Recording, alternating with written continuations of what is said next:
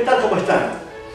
Hemos estimado necesario, una vez que se han completado las 14 lecciones del curso que ustedes acaban de tomar, llevar a cabo un diálogo de preguntas y respuestas. Y la razón es que la gran mayoría de los estudiantes, dada la enorme cantidad de material que se entrega en este curso, que es considerable, siempre quedan con algunas dudas, algunas cosas que no quedan claras.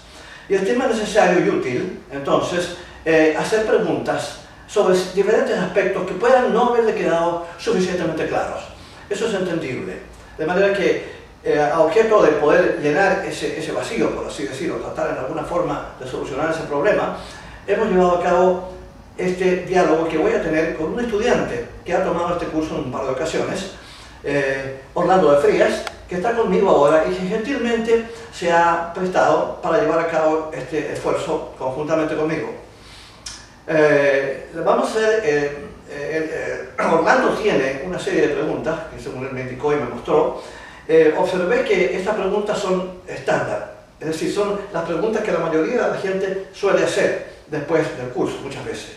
Por eso que me ha parecido muy útil, en consecuencia, llevar a cabo este diálogo, para entonces así poder dejar a todo el mundo bien informado sobre preguntas que puedan tener, especialmente aquellos de ustedes que se han informado por este curso a través del Internet, que es la única manera cuando uno está en otro país o en otra ciudad. De manera que espero que esto les sea útil y que les sea productivo. Y entonces ahora vamos a llevar a cabo las preguntas correspondientes con Orlando. ¿Qué tal, Enrique? ¿Cómo estás? Bien, Orlando. Gracias por estar con nosotros. Porque gracias a usted por recibirme, porque realmente, tal y como explicaste, hay muchas preguntas que nos quedan. Cada una de las cosas de mayor lo que hace es que genera más y más preguntas. Exacto. Y aunque nosotros estemos investigando por nuestra cuenta, siempre es bueno ir a la fuente donde recibimos la información. Exacto. Por eso yo me tomé la libertad de tomar nota de algunas preguntas que quería hacer. Me parece muy bien. Okay. Gracias. Dígame, ¿por qué piensa usted que es importante tomar este curso? Hay varias razones. Y algunas de ellas pueden variar dependiendo de la opinión que cada cual puede tener del curso.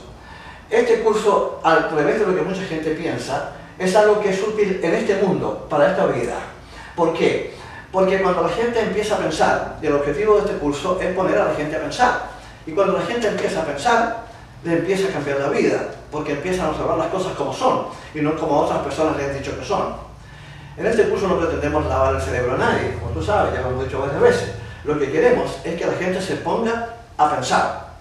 El desastre actual del mundo occidental, sobre todo, se debe fundamentalmente a que la gente dejó de pensar. Empezó a escuchar opiniones de otras personas, algunos que se decían representantes de Dios, o como fuera, políticos, religiosos, o como fuera, sin realmente analizar lo que se les estaba diciendo. El resultado ha sido un desastre de orden psicológico de proporciones bastante grandes. Y han llevado a cabo un proceso de deterioro en la moral en general del mundo occidental que es realmente lamentable. Pensamos que una vez que la gente está debidamente informada acerca de los parámetros y las leyes que rigen la evolución del ser humano, la actitud del individuo cambia. En alguna forma se produce una especie de iluminación y uno empieza a enfocar las cosas que le pasan, ya sea buenas o malas, dolorosas o gratas, de mejor manera, de una manera distinta antes. Realmente lo que hace es cambiarle la vida a la gente. Este curso cuando se toma y se entiende claramente. Esta no es mi opinión, esta ha sido la opinión de un montón de estudiantes. Y llevo 28 años haciendo este trabajo.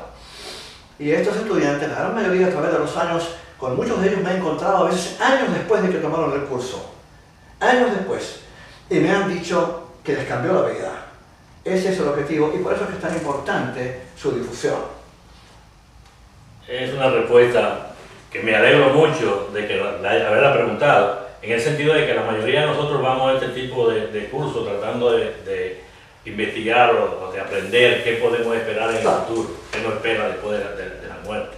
Sin embargo, lo que menos pensamos es que nos va a servir aquí mismo en esta vida. Exacto. Es muy interesante. En la cuarta lección de este curso habla sobre reencarnación. ¿Podría explicarnos por qué las religiones occidentales niegan esta doctrina?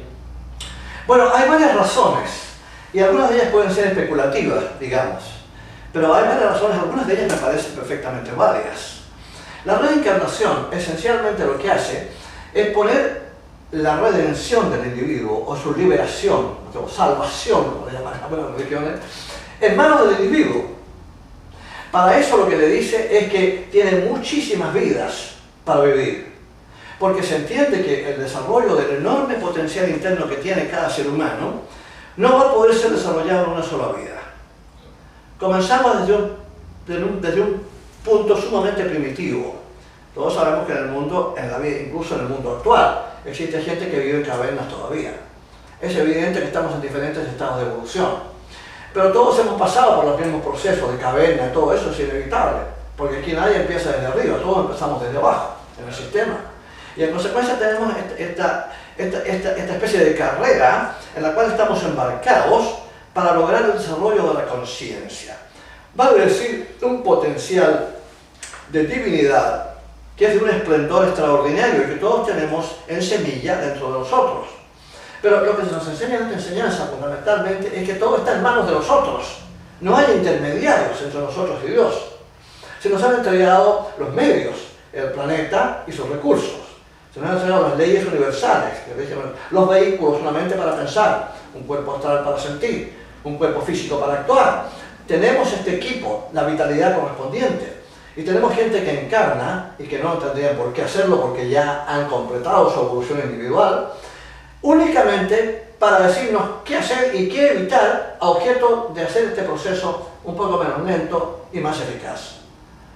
Lo que hacemos es fundar religiones cuando se van. Y esas eventualmente se desvirtúan, se transforman en algo político y económico. Y al final nadie sabe lo que el que comenzó el asunto realmente qué fue realmente lo que dijo. Ese es el problema. Cuando uno niega la reencarnación, lo que hace es decir, usted tiene una sola vida para vivir. Y en esa vida usted no se puede salvar.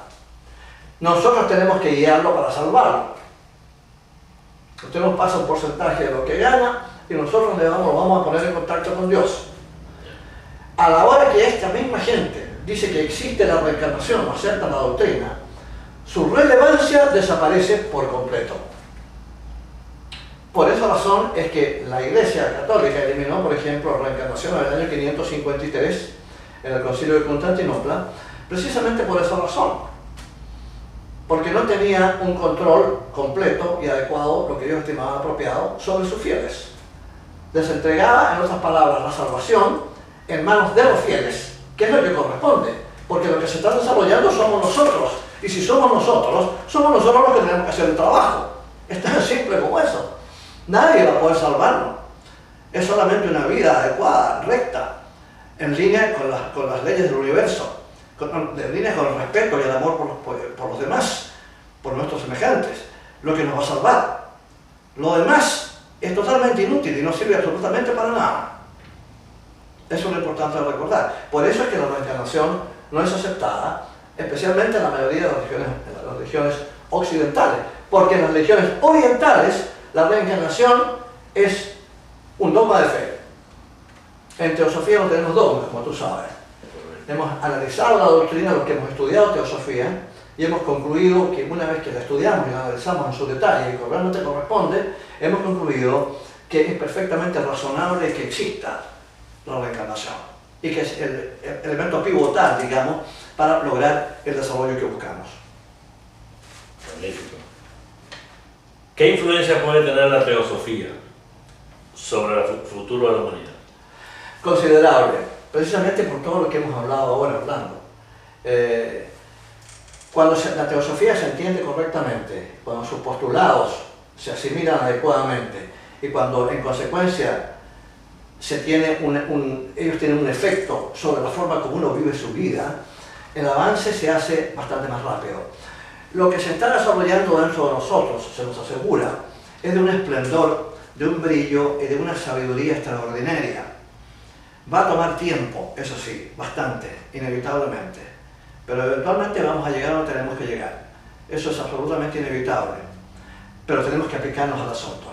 Somos nosotros los que tenemos que hacerlo.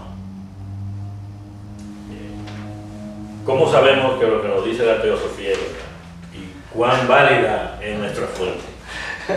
Esa es una pregunta muy buena, una observación bastante lógica. Porque la respuesta, aunque parezca sorprendente, es no sabemos. Sí, es verdad. Lo que sí pensamos es que lo más probable es que sea verdad. Vuelvo a repetir, en teosofía no tenemos dogma. Ojalá yo pudiera decirle a la gente, a ti, a todo el mundo, los que están interesados en esto, esta es la verdad, olvidémonos de lo demás. Los maestros que nos entregaron esta enseñanza, uno de los cuales están aquí al lado mío, tratados de ellos sí que tenían derecho a decir que esta es la verdad, y lo dijeron, esta es la única verdad. ¿Pero por qué? Porque ellos no han podido comprobar directamente. Ese es el asunto. Uno de ellos le dice a uno de los filósofos originales, que se llamaba Alfred Sinek, un británico que residía en la India, le dice, lo que nosotros le enseñamos, se lo enseñamos porque sabemos positivamente que es así. Y le podemos decir con absoluta certeza que un átomo no es la última partícula de materia, que tiene partículas, y que se subdivide, infinitamente. ¿Y en qué año fue eso? Esto fue en el año 1882, cuando en las universidades, en la cátedra de física, se enseñaba que el átomo era la última partícula de materia y que no era divisible. Tenemos que suponer entonces que las personas que nos entregaron estas doctrinas son gente que sabe de lo que están hablando, porque no fue solamente en términos de aspectos nucleares, que se nos entregó enseñanza que estaba muy avanzada, porque figúrate tú, el electrón lo descubrió J.J. Thomson 12 años después de que esa carta fue recibida. De manera que es evidente que estamos ahí frente a un grupo de seres, de maestros, sumamente elevados y sumamente bien informados. Personas que realmente sabían mucho más de lo que se enseñaba en las cátedras universitarias. De manera que si esa gente formula doctrinas de orden, digamos, esotérico, yo me inclinaría a pensar, una vez que las examino y me doy cuenta que tienen sentido, que hay una lógica detrás del asunto, de que aunque sea una hipótesis y tenga que permanecer como una hipótesis para nosotros, tienen una validez innegable. Y por esa razón entonces que uno se inclina a aceptar estas ideas, pero solamente como hipótesis. Correcto. ¿Es posible realmente definir a Dios? Buena pregunta. Desde el punto de vista de la filosofía, evidentemente. Bueno, desde cualquier punto de vista. Tienes una idea, a ver si podemos definir a la divinidad. Tú sabes que existía un gran pensador, un gran místico, Jiddu Krishnamurti, un hombre realmente notable, que ya no está con nosotros, desencarnó hace mucho tiempo, hace un tiempo ya, 15 años que era muerto más Krishnamurti. Creo que murió en 96, en 1996 por ahí. Krishnamurti le hicieron esta pregunta una vez, si él podía definir a Dios. Era un hombre que daba conferencias por todas partes, charlas, escribió muchos libros, en fin, qué sé yo. Y entonces le preguntaron, y la respuesta fue instantánea: no soy tan estúpido. Eso fue lo que dijo Krishnamurti. Era muy claro, él no andaba con rodeos ni de diplomático para sus cosas. Él decía las cosas como él pensaba que eran y se acabó. ¿Qué es lo que nos estaba diciendo? Un hombre que dedicó su vida al estudio del esoterismo, que fue miembro de la Sociedad Teosófica durante mucho tiempo, fue educado por teósofos, y etcétera, etcétera. ¿Qué es lo que nos estaba diciendo? Que la naturaleza de Dios es algo tan extraordinariamente complejo que la mente humana jamás podría llegar a entenderlo. Se nos habla en teosofía del absoluto, como vimos durante el curso. Aquello que no tiene forma de ser descrito porque es algo que no tiene límites y que es infinito. La mente humana, Orlando, no puede entender lo que es infinito. El concepto de algo que existe pero nunca comenzó y nunca va a terminar, para la mente humana es imposible de racionalizar, aún para la más brillante. Hablemos de Einstein, mentes superiores a la de Einstein, si es que las hay. Jamás en la vida podrían, y ellos mismos, personas de ese calibre, lo han reconocido abiertamente. No sabemos lo que es el absoluto. Se nos dice que el absoluto surge en Logos, que es esencialmente el ser que crea y establece el universo, lo sostiene con su energía, su vida. Pero más allá tampoco sabemos mucho. Decimos que es un ser, el Logos, pero el concepto de ser que nosotros tenemos se aproxima al ser humano. Un ser divino para nosotros es una cosa muy difícil de entender. De manera que tratar de definir a Dios es un poco aventurado. Naturalmente que el ateo nos va a decir, si no puedes definir a algo o a alguien, ¿cómo puedes creer que ese algo o alguien existe? Y es razonable que todo el mundo piense en esos términos. Bueno, el asunto es que tenemos por delante su manifestación. Es un universo absolutamente gigantesco, de proporciones increíbles, manejado y sostenido con una energía extraordinaria, con leyes precisas basadas en matemáticas y con un propósito lo más claramente establecido del mundo, que es la evolución, el mejoramiento de todo. Todo se mueve en el universo, hay una dinámica continua, que no solamente tiene todo el movimiento, de los átomos más pequeños, lo que sea, no solamente eso, sino que además que va haciendo que todo mejore, que todo se vaya superando en ciclos interminables. De manera que esto claramente deja en evidencia la existencia de un plan. Y si no tienes un plan, pues tienes que tener un planificador, porque el plan no puede salir de la nada. De manera que entonces tenemos que aceptar la existencia de un planificador para decir Dios, como lo quieras llamar, el nombre que le pongamos no importa, ese nombre lo inventamos nosotros, Dios, God, en fin, diferentes religiones, qué sé yo, esos son nombres que nosotros inventamos, no importa el nombre que le pongamos, pero hay alguien o algo detrás de todo esto, pero de esa manera y organizado, o evidentemente una mente infinitamente más grande de lo que podríamos llamar una mente humana, evidentemente, pero evidentemente hay un organizador y un impulsador en todo esto. Y entonces por esa razón es que no podemos definir a Dios, pero al mismo tiempo no podemos negarlo tampoco.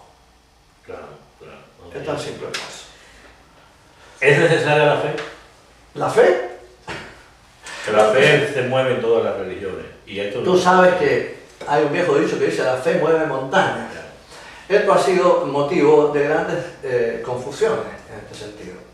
Porque lo que se quiere decir, una metáfora, para decir que cuando uno se embarca en cualquier tipo de empresa, si uno no confía en lo que está haciendo, no tiene clara la mente en ese sentido y no tiene fe en el resultado, de acuerdo con lo que está haciendo, no le va a resultar la empresa, le va a ir mal.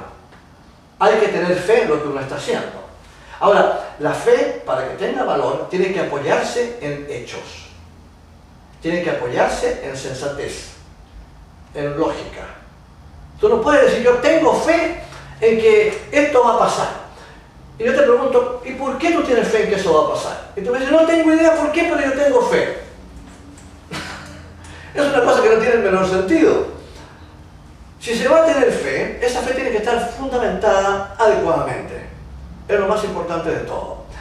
El problema de la fe religiosa, por ejemplo, que probablemente donde tiene el vocablo tiene su acepción más amplia, es justamente un desastre considerable, porque lo que ocurre con la persona que tiene fe religiosa es que acepta ciegamente lo que otras personas le dicen y lo considera sagrado. Tenemos en el mundo un montón de escrituras sagradas. No lo son en absoluto, porque fueron escritas por personas como ustedes y como nosotros y como todo el mundo. Que puede haber en ellas mucha sabiduría, mucha inteligencia y mucha historia y mucha verdad, sin duda, nadie va a negar eso. Pero las sagradas tienen tanto como yo y tú de japoneses. ¿No? Debemos dejar a un lado la palabra sagrado y ver si estas escrituras contienen históricamente un valor que permita considerarlas fidedignas, válidas y verdad, sean fundamentalmente verdaderas. ¿Entiendes tú? Si acaso no lo son, si una vez que uno examina lo que se le ha dicho y se da cuenta que no tiene el menor sentido. Por ejemplo, el infierno eterno, con el fuego y el azufre y un bípedo ridículo ahí con cachos y cola, ensartando un tripote a los pecadores por la eternidad, es una idea estúpida, para no decir infantil, que no tiene el menor sentido. Y si se pretende que la gente va a ser mejor, más recta, más moral, más decente, más amante de su prójimo, por una amenaza semejante que no tiene el menor sentido, es un error grave. El mundo de actual no se caracteriza por la decencia y la rectitud. Y son 2000 años de ese régimen, del bípedo ridículo y el mar de azufre y fuego. Como tú sabes, para que haya fuego tiene que haber combustión, para que haya combustión tiene que haber oxígeno, y adentro de la Tierra no hay oxígeno. Así que no sé por dónde va a arder ese fuego. ¿Y a quién va a quemar? No solamente a quién va a quemar, sino que además, por supuesto, porque el alma es incorpórea, como tú sabes, el cuerpo se muere. Una vez que uno examina la idea con los poderes más rudimentarios de observación, uno se va a dar cuenta que es un disparate colosal, que tiene el nivel de Caperucita Roja. Ahora, si alguien quiere pensar en términos de Caperucita Roja, en algo tan trascendental como es el desencarne, la muerte, que llama la muerte, bueno que lo haga, pero va a estar perdido totalmente. porque en realidad no tiene el menor sentido. Uno no puede tener fe en tonteras. Uno no puede tener fe en una religión que le dice que así es como es la cosa. No piense, yo pienso por usted, yo estoy en contacto con Dios, los demás están mintiendo. Es a mí a quien usted tiene que seguirme si se quiere salvar. Tenga fe. Esa fe es la que es fatal. Pero tú me preguntas si realmente vale la pena tener fe. Yo te digo, siempre y cuando la fe esté debidamente fundamentada. De una vez que uno ha examinado cuidadosamente lo que se le ha dicho, lo ha ponderado, lo ha comparado y ha determinado si efectivamente tiene o no tiene valor. Siendo ese el caso, está perfectamente bien tener fe. Pero tenerla de manera ciega es no solamente malo, es peligroso. A propósito, usted que mencionó sobre la muerte. ¿Perdón? Usted mencionó sobre la muerte ahora en la aplicación. ¿A usted Efectivamente. le parece razonable los conceptos de la teosofía sobre el más allá? Absolutamente. De hecho, la ventaja de estudiar teosofía y de entender bien claramente lo que nos explica la teosofía con respecto al proceso de desencarne y lo que vamos a encontrar en términos de vida y conciencia en la esfera siguiente, me parece a mí que es muy razonable. Ahora, la pregunta que tú probablemente quisieras hacerme también en relación con esto sería, bueno, pero ¿cómo sabemos que es así? ¿Quién nos asegura que efectivamente lo que describe la teosofía en términos de la vida post-mortem es como lo describe la teosofía? Tenemos que recordar que gran parte de la enseñanza teosófica viene de la experiencia clarividente, de personas que se han preparado mediante un entrenamiento extraordinariamente riguroso para eventualmente poder tener acceso a las otras esferas de la Tierra. Recordemos que, acuérdate que lo que se enseñó en el curso es que la Tierra tiene 7 esferas, no una. Ahora, el ojo humano y la capacidad de percepción del cuerpo humano solamente nos perciben ver la esfera física. Pero la esfera astral que rodea e interpenetra la esfera física a nivel molecular es la próxima estación de paso, por así decir, después del proceso que llamamos muerte. Y tener una idea bien clara de qué es lo que ocurre en términos de qué tipo de conciencia, qué tipo de vida podemos encontrar en esa esfera, me parece a mí que es muy importante. Si vamos a hablar del cielo y del infierno, de todo este tipo de cosas, bueno, mejor que tengamos ideas claras y no infantiles de lo que pueden ser el cielo y el infierno. Me parece a mí que la experiencia post-mortem de que habla la teosofía es razonable, es adecuada y es lo más probable que nos encontremos exactamente con eso. Lo que nos dice esencialmente es que las condiciones en que nos vamos a encontrar en la esfera astral, una vez que hayamos dejado nuestro cuerpo físico, son exactamente el reflejo del tipo de vida que hemos llevado. Porque la vida es energía y todas las acciones que nosotros tomamos durante nuestra vida son energía desplegada por nosotros individualmente.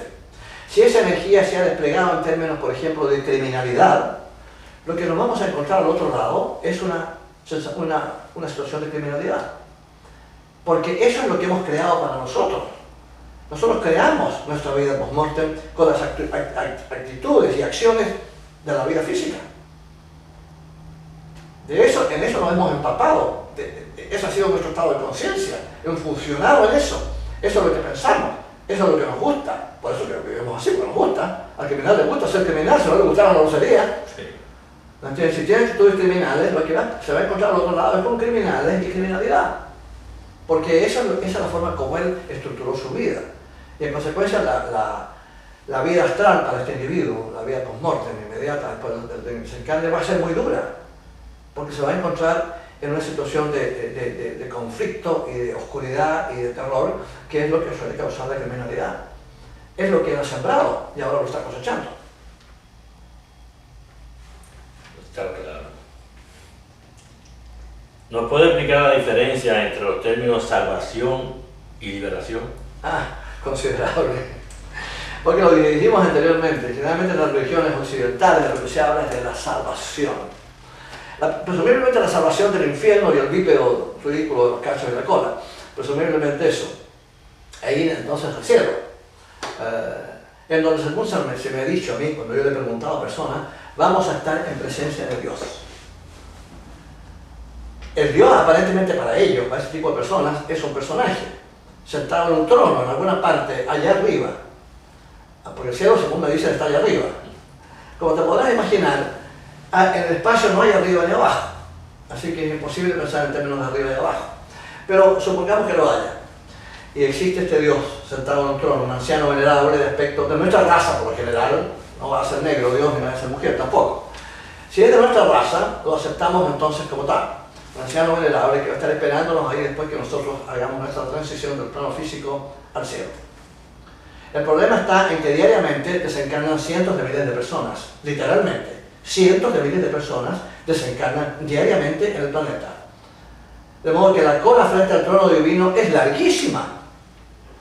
Y una vez que uno llega frente a la presencia divina, es high y después seguir porque el que viene atrás viene empujando. No podemos tener ideas infantiles con respecto a lo que es el cielo. En teosofía se nos habla del plano mental, se nos habla del Devachan, como tú viste en las lecciones. Entonces podemos tener una idea más o menos aproximada de lo que es el estado celestial de una persona. Pero recordar, siempre hablando, que las otras esferas de la Tierra son subjetivas. Y en consecuencia no son solamente lugares, sino que también estados por los cuales se encuentra la persona. Es el estado, el grado de desarrollo interno que tiene la persona, su estado de conciencia, lo que va a determinar lo que pueda experimentar en términos de felicidad celestial al otro lado de lo que llamamos la vida física. Siempre y cuando haya hecho para ello los méritos. Pero nadie le puede asegurar ese estado y nadie se lo puede conseguir. Eso es una mentira desdeñable, quien utilice eso, no, yo lo salvo, yo lo llevo al cielo, no. La liberación, sin embargo, consiste en otra cosa distinta. La liberación consiste en liberarse de la necesidad de volver a encarnar. Porque si tú tomas la Tierra como realmente lo que es una escuela, en donde venimos a aprender y a desarrollar un potencial maravilloso que todos tenemos, si entendemos la vida en esos términos, tenemos también que entender que va a llegar un momento en que ya no vamos a tener nada más que aprender, porque la evolución ha ocurrido a nosotros a nivel individual de tal manera que todas las lecciones de la vida planetaria física ya han sido aprendidas. Todo el potencial se ha desarrollado. Hemos logrado la perfección del proceso de desarrollo humano que se llama. Habiendo logrado esa perfección, entonces ya no tenemos que volver a encarnar, es decir, estamos liberados. Y ahora entonces comienza una vida de gran bienaventuranza, según se nos asegura, pero también de mucho trabajo en las esferas superiores a esas, porque son 7 esferas, como tú sabes, la Tierra, de modo que hemos llegado hasta la tercera, nada más que la esfera mental. Y eventualmente ahora empieza la etapa superhumana, que comienza desde el plano búdico hacia arriba, digamos. Tenemos la opción siempre de volver a encarnar voluntariamente, para ayudar, y eso es lo que los maestros que nos entregaron este conocimiento han hecho, con enorme generosidad, porque el que gana su liberación y renuncia a ella para ayudar a quienes vienen evolucionando detrás de ellos, sus hermanos menores, merece todos los méritos del caso, merece una admiración, una gratitud de parte nuestra que nunca podrá tener suficiente valor, porque realmente lo que hacen por nosotros es extraordinario. Existen también, se nos asegura, otras opciones, todas relacionadas con trabajo, pero esta debe ser una de las más duras. Una vez que tú te has liberado de tener que reencarnar, volver a hacerlo voluntariamente porque tienes que venir como un bebé igual que cualquier otra persona y ser parido por una mujer, es muy duro y lo hacen por nosotros. De manera que ahí está la diferencia entre salvación y liberación. La palabra salvación no existe en teosofía, liberación. Correcto. ¿Por qué es necesaria la fraternidad universal? Mira, esto no es tan difícil de entender. Trata tú de visualizar el mundo, un mundo, mejor dicho, en lo único que exista es la actitud fraternal para con los demás. ¿Qué significa?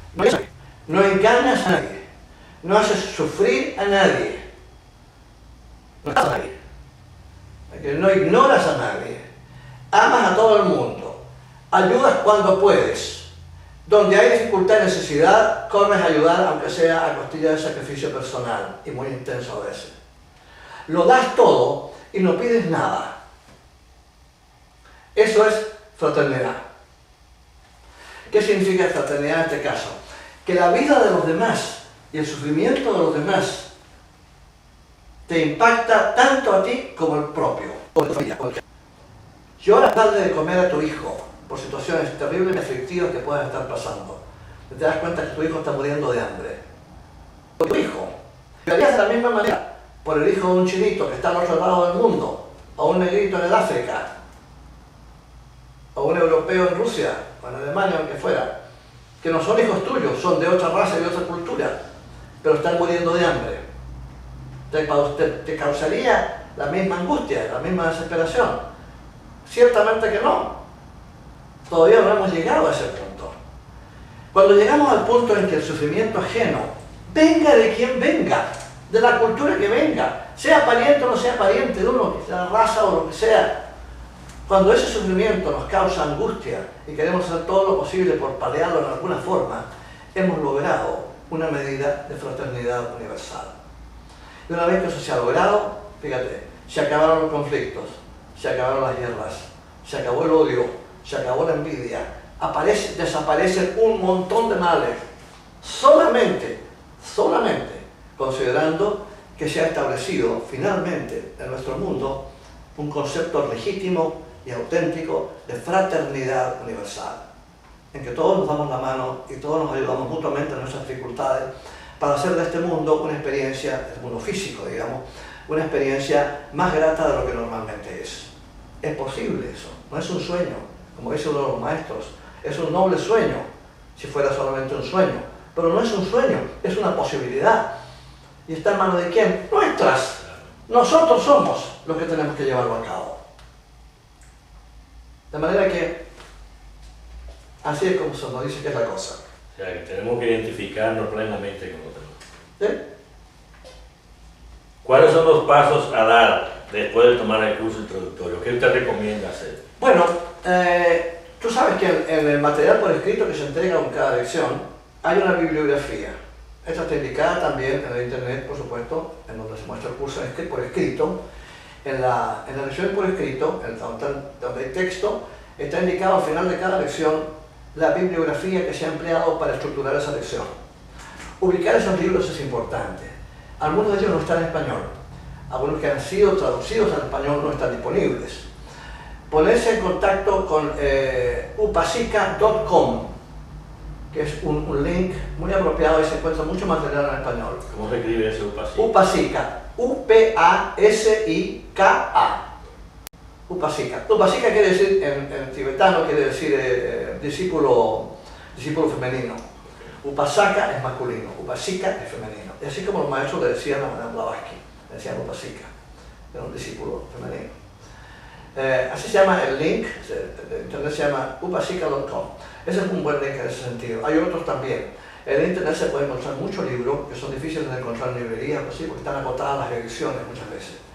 También la gente me puede llamar a mí en el número que está en pantalla. Me pueden llamar para preguntarme sobre cómo conseguir ciertos libros. Yo tengo algunos datos en ese sentido y puedo orientarlos para que lo logren. Ahora, llega un punto en el desarrollo de esta enseñanza, y es muy importante que ustedes entiendan esto con absoluta claridad. Llega un punto en que ya uno no se le puede enseñar más desde el punto de vista de otra persona o de una organización.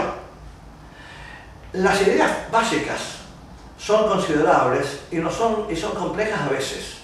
Yo creo que son en general sencillas, pero pueden tener una medida de complejidad para el que no esté acostumbrado a estas ideas, que le parezcan un poquito ajenas a lo que ha aprendido siempre.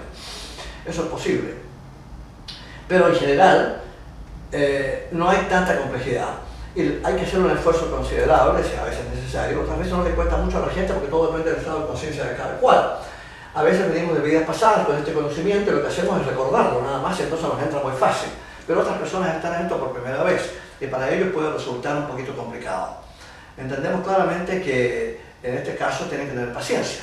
Porque fundamentalmente lo que se puede hacer en este caso simplemente es una vez que se ha entendido con absoluta claridad, esto lo repito porque es esencial, una vez que se ha entendido con absoluta claridad el material básico, uno ya puede leer los libros que he indicado, que están en la bibliografía, y después de eso ya es como quien dice, una trayectoria estrictamente de orden personal. Es muy difícil encontrarse a alguien que lo pueda seguir instruyendo a uno. Ya uno se adentra en el mundo interno, y es a través de la meditación en donde empieza a entrar la información que viene de una mente más elevada, que es el principio búdico, vale decir, la intuición en nosotros, que nos trae una información mucho más completa, mucho más directa, mucho más clara. Pero para eso hay que estar en un estado meditativo. La meditación en consecuencia es absolutamente esencial si lo que queremos es realmente profundizar en esta enseñanza en una medida mayor. Pero para eso, vuelvo a repetir, es esencial tener lo básico, lo fundamental, lo que aprendieron en este curso, tenerlo claro. Si eso no está claro, va a ser muy difícil. Es el primer peldaño, como quien dice, el primer paso que se da. Y tiene que ser asistido, por supuesto. A lo mismo que al niño que tú al comienzo lo sujetas para que camine, el bebé que está empezando recién a caminar, a gatear, lo sujetas, pero eventualmente tienes que dejarlo. Ahora se va a caer un par de veces y va a llorar y qué sé yo. Modo que hay que dejarlo en una alfombra o en el pastito donde no se haga daño. Pero esencialmente tienes que dejarlo que camine solo. ¿Cuál es la responsabilidad adquirida por quienes toman o quienes tomamos este curso? Imagínate, quienes hemos tomado este curso y quienes hemos aprendido esta enseñanza de una medida apropiada y nos damos cuenta del enorme impacto que tiene sobre la vida personal de la gente, adquirimos una responsabilidad moral de compartirlo. Si nos damos cuenta que esto puede ser una solución para la humanidad, no tendrías tu deseo de compartirlo. Si lo que realmente anhelas es un mundo mejor que el actual, estamos pensando en qué hacemos para hacer que esto sea mejor. No podemos hacer nada. Eso tiene que ser el ser humano. 2 o 3 personas no pueden hacer nada, grandes líderes no pueden hacer nada. Es el ser humano el que tiene que hacerlo. Pero para hacerlo tiene que estar motivado, tiene que cambiar de vida, tiene que mirar la vida de distinta manera. Y una vez que es capaz de hacer eso, una vez que es capaz de realmente mirar las cosas como realmente son y todo lo demás, ya está en situación entonces de poder compartir esto con todos los demás. Esa es la responsabilidad adquirida. Siempre se nos machaca, se nos dice, los maestros lo dijeron de un comienzo, esto no es para ustedes solamente, esto es para que ustedes lo compartan con quienes estén interesados. No podemos andar golpeando puertas porque no somos testigos de Jehová. Tengo mucho respeto por ellos y por todo el mundo, pero eso no es nuestra forma. Lo que sí podemos hacer y tenemos que hacer es cuando alguien manifiesta un interés en estas doctrinas, quiere saber más sobre la encarnación, sobre karma, sobre vida después de la muerte, tenemos la obligación moral contraída de guiar a esas personas a las fuentes apropiadas para que logren su información. Es lo menos que podemos hacer, es lo único que podemos hacer realmente. De manera que sería un crimen realmente no hacerlo. Y desafortunadamente hay gente que rehúsa hacerlo, tú sabes. El otro día me dijo una alumna mía que le había hablado otra persona sobre la encarnación, muy interesante, aprendí en esta organización, le dijo, en fin, qué sé yo, le dijo, qué bueno, le digo, ¿podría ir yo también? Ah, no, eso yo lo sé. Pero no podéis indicar dónde es, podemos preguntar si puedo ir. No, eso yo no te lo puedo decir. Y no le dijo nada. Y esa persona cree que está en algo, imagínate tú. Es decir, ha llevado su egoísmo y su desconsideración al esoterismo y cree que está avanzando. Esos son de los que se meten en una caverna. No. Ahorrar, solo. Está en una caverna emocional y mental, la señora. ¿Qué vamos a hacer? ¿Cómo se puede definir el concepto del amor desde el punto de vista esotérico? Bueno, tú sabes que el amor esencial y fundamentalmente para nosotros es un sentimiento. Es lo que sentimos por la novia, es lo que sentimos por los padres, por los hijos, por nuestra cultura, nuestra patria, nuestro país, nuestra forma de vivir, nuestra idiosincrasia, nuestra manera de ser. Eso es lo que para nosotros es el amor, lo que sentimos por nuestros seres queridos, como le llamamos actualmente. Ahora, ¿es amor eso? Sí, es amor, pero de una forma muy defectuosa de amor. ¿Y sabes tú por qué? Porque esencialmente es condicionado y condicional, ambas cosas. Amo a mi hijo porque es mi hijo, no porque es un niño digno de amor, es porque es mi hijo. Al niño tuyo yo no lo amo igual, ese es tu hijo. ¿Ok? Amo a mi padre o a mi madre porque son mis padres y mi madre. Y yo, si se mueren, no les pasa algo. Pero se murió tu papá y tu mamá, aparte de decir cuánto lo siento, Orlando. Aparte de eso, a los 5 minutos ni me voy a acordar que se murieron. Tú puedes considerar eso amor, verdaderamente. El amor es la antítesis del egoísmo. Es un amor egoísta. Es una forma egoísta. El amor, por ejemplo, del novio o la novia. Tú eres mío, eres para mí. No te atrevas a mirar para otro lado, ni a nadie. Pues tú eres mío, no eres mía. ¿Es amor eso? Ese es el asunto. Pero sin embargo, entonces, mucha gente dice, bueno, pero entonces existe el amor. Sí, claro que existe, pero no es un sentimiento, es una fuerza. El amor universal, por ejemplo, que es al que todos tenemos que aspirar de alguna forma, que es altamente impersonal, es la fuerza que mueve el universo. Piensa tú que el logos se manifiesta y manifiesta un universo sin nada que ganar realmente, sin nada que ganar realmente. Que va a lograr una medida de evolución, eso inevitablemente, pero no lo hace por eso, lo hace por amor. Tiene consigo todas estas mónadas, todas estas chispas de divinidad que no tienen conciencia, y que darles la oportunidad de que adquieran conciencia y que sean como él. Digo él sin saber si se trata de otro. No es genérico el asunto, no es tú sabes, de género masculino o femenino. Y entonces manifiesta un universo y lo sostiene con su vida y su energía. Todo lo que tenemos nos es dado, nada nos es pedido de vuelta. Salvo, eso sí, que se nos sugiere que lo aprovechemos, eso sí. Pero tenemos una mente que nos ha sido regalada. Tenemos un mecanismo que genera nosotros emoción y deseo, el cuerpo astral, que también nos es regalado. El planeta nos regala su cuerpo para que vivamos y evolucionemos en él. Las leyes universales nos protegen y nos guían. Todo nos ha sido dado. La vida misma, el hecho de que estemos vivos y la conciencia. La conciencia en semilla, pero la vida de hecho nos está siendo entregada continuamente, segundo a segundo. Ese es el verdadero amor, que todo lo da y nada pide a cambio. No es emocional, ni es personal, es para todos, es omnienvolvente. Eso lo sentimos. Ese es el verdadero amor. Cuando tú lloras en empatía por alguien que está sufriendo terriblemente, pero que es de otra cultura y que tú ni siquiera conoces personalmente, y haces lo humanamente posible por tratar de ayudar y paliar ese sufrimiento, estás en línea con el amor universal, el amor divino. Ese es el único amor, porque no puede haber aquí términos medios, ni puede ser condicional. No puede haber de por medio elementos de egoísmo. Si los hay, no hay amor. Hay otra cosa, no sé cómo llamarla, pero hay otra cosa, no es amor. Está claro. Bueno, básicamente esas las 12 preguntas que tenía, aunque son 14 lecciones, estas 12 preguntas eran las que tenían más importantes dentro de las 14 lecciones. Bueno, te agradezco muchísimo tu presencia, que nos hayas ayudado en esto, para que las pudieras hacer, porque yo sé que son las preguntas, como dije al comienzo, que la gran mayoría de los estudiantes suelen tener. De este tipo de cosas nunca se termina de estudiar.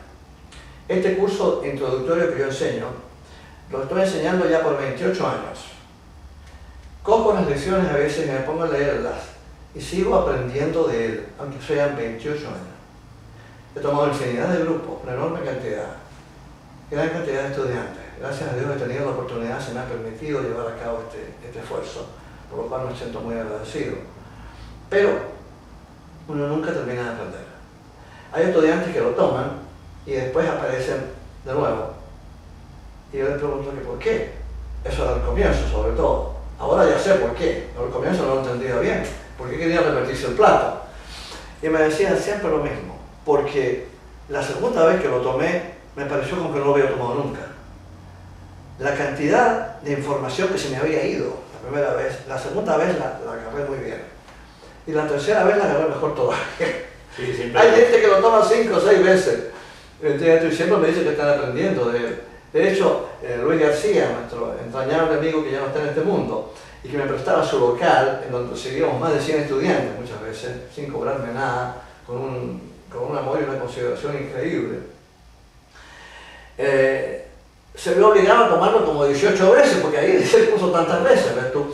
Y yo entonces un día le hice presente esto, y me dijo, no, tú no se puede imaginar. Cada vez que lo das, aprendo algo nuevo. Es mucho lo que se aprende, en realidad es siempre lo mismo, pero el estado de conciencia del estudiante va cambiando, y al cambiar el estado de conciencia del estudiante, uno asimila las cosas de distinta manera, y hay ciertas cosas que las comprende y que antes no las comprendía. Pero sin la colaboración de otros estudiantes, como ha sido el caso, en este caso de Orlando Frías, mi entrañable amigo y hermano, no sería posible tener un diálogo como este y ponerlo en los videos del internet, en la esperanza de que les sea útil e instructivo. De modo que muchísimas gracias y que Dios los bendiga.